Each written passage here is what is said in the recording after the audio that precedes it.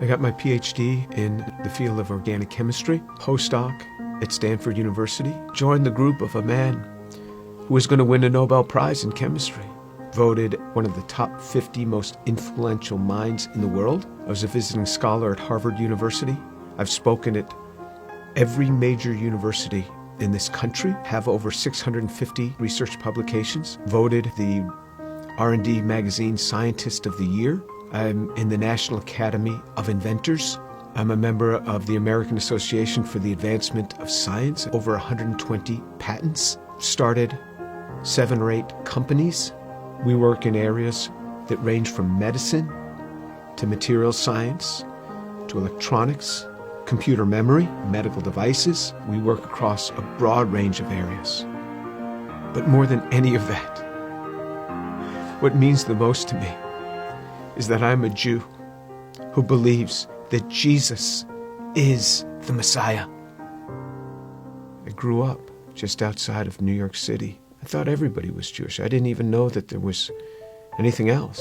I had no particular interest in that, other than when all my friends were getting bar mitzvahed or bat mitzvahed, and then I would attend, of course, every week. There was never really any excitement for me. I remember once I even tried to talk to a rabbi. He just brushed me off. There was very little explanation for me. I remember when I went to college, I started meeting a number of people that said that they were born-again Christians, which was sort of an odd term. What's born again? What do you mean, born again? One person saw me in the laundry room. He said, "Do you mind if I give you an illustration of the gospel?" And I remember we sat there and he actually started to draw a picture.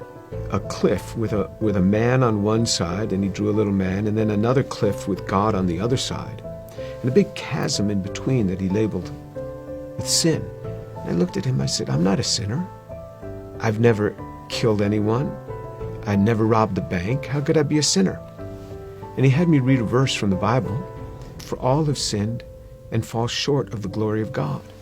In modern Judaism, we never really talked about sin. I don't remember ever talking about sin in my home. So he turned to another passage. Jesus said, "I say to you that everyone who looks upon a woman with lust for her has already committed adultery with her in his heart." Pow! I felt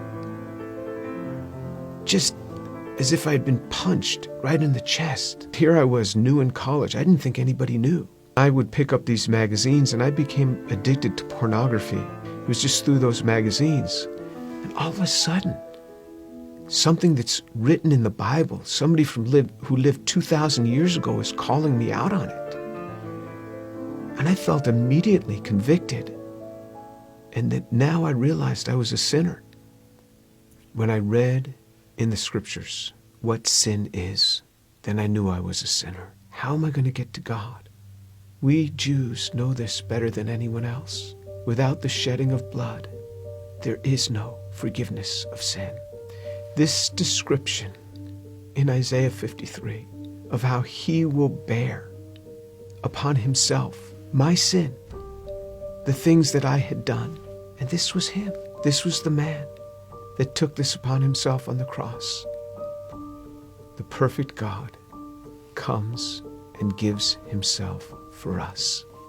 He is the one that gives himself for us. I started to realize how Jewish the New Testament is. This book is so Jewish. The New Testament is so Jewish. It's all around Jewish people. And then on November 7th, 1977, I was all alone in my room. The realization that Yeshua is the one who died on the cross. And I said, "Lord, I am a sinner. Please forgive me. Come into my life." And then all of a sudden, someone was in my room. And I opened my eyes. I was on my knees. I opened my eyes. Who's in my room? That man, Jesus Christ, stood in my room. This amazing sense of God. Jesus was in my room, and I wasn't scared. All I started doing was just weeping. The presence was so glorious because because he was there in my room on that day. And I didn't want to get up. And this amazing sense of forgiveness just started to come upon me. That was him. Finally, I got up. I didn't know what to do. I didn't know who to tell. Here's this Jewish kid from New York City. What am I going to say?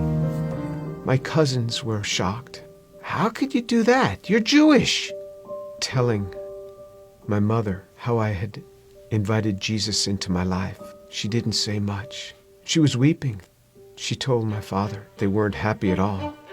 And she said, I don't blame them for killing Jesus after the things that he said. Who is he to come against these religious leaders that have dedicated their lives to helping people and to tell them that they are whitewashed tombs? Who is he, this young man in his 30s, to say this to these scholars? He got what he deserved. And my mother's a very deep, pensive, careful reader. She read from Genesis right on through the Tanakh, the whole thing. When she got done, I said, what did you think? She said, God warned us over and over again. He warned us. When my daughter was about 15, my mother and father came to visit us. At one point, my mother went into her room for several hours. She came out. She said, quite a young girl you have. She talked to me for a long time. She started reading the Bible again, both the Old and the New Testament. One day, not long after that, she called me on the phone at the age of 72. She said, Jimmy, you wouldn't believe what happened. I said, what happened? She said, I was just reading. And it hit me. It hit me. The way he gave his life. I believe it now. Jesus is the Son of God.